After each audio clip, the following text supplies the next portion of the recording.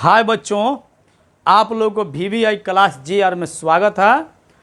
और हम इसके पहले 10वीं वर्ग का जो द्वितीय पाठ संस्कृत का है पाटलिपुत्र वैभवम, इसके बारे में हम चर्चा कर चुके हैं और इसका सारांश व्यक्त कर चुके हैं। आप लोग से निवेदन है, आप लोग ज़रूर इसको देखिए और इससे लाभ उठाइए और इस चैनल को ज़्यादा से ज़्यादा सब्सक्राइब कीजिए।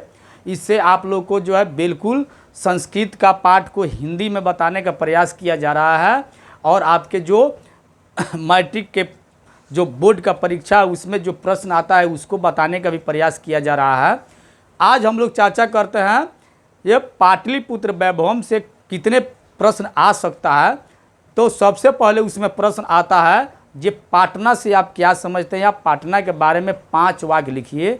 तो आपको पाटना के बारे में बिल्कुल 5 वाक्य यहीं लिखना है। ये पाटना एक प्राचीन नगर है और ये भारत के प्राचीन नगरों में एक है।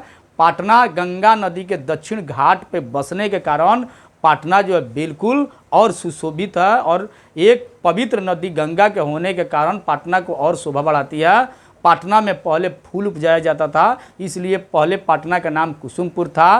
पाटना जो है बिल्कुल दशहरा पूजा के जो है फंक्शन से और दशहरा पूजा के अवसर से और जाना जाता है। पाटना बिल्कुल जो है वह चंद्रगुप्तों के द्वारा बसाया हुआ एक नगर है। इस तरह से हम इस प्रश्न को देखते हैं। उसके बाद से और दूसरा प्रश्न आ सकता है। दूसरा प्रश्न में यह भी पूछेगा जे पाटना का शोभा जो है गंगा नदी से कैसे बढ़ता है।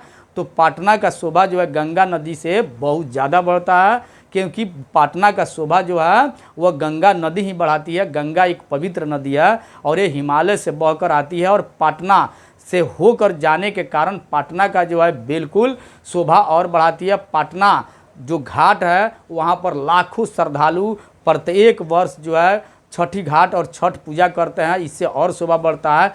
पाटना घाट के करीब जो है पटन देवी मंदिर होने के कारण लोग जो है स्नान करके उस मंदिर में जाते हैं। लाखों श्रद्धालु हमेशा आते रहते हैं और पाटना के घाट पे स्नान करते हैं। पवित्र गंगा के जल से स्नान करके पूजा पाठ करते हैं। इस तरह से जो है बिल्कुल जो है पाटना गंगा के किनारे होने के कारण प्रसिद्ध है और सुशोभित है। यहाँ पर जो है केला का ज़्यादा खेती होता है और इस तरह से और भी पाटना का जो नदी का घाट है वो और सुंदर हो जाता है। इसके बाद से आता है ये चंद्रगुप्त और मुगल काल के द्वारा पाटना को कैसे बसाया गया और पाटना का सुरक्षा कैसे किया गया।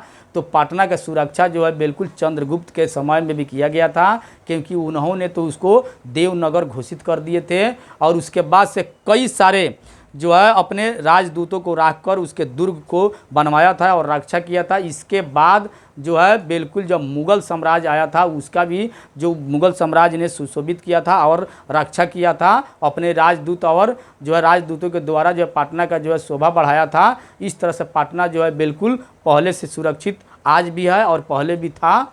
और इसके अलावा पाटना से जो है इस तरह के सवाल आपको पूछा जा सकता है, जो है आप आसानी से उसको लिखिए। चलिए हम अगले पाठ के साथ मिलते हैं अगले वीडियो में। धन्यवाद।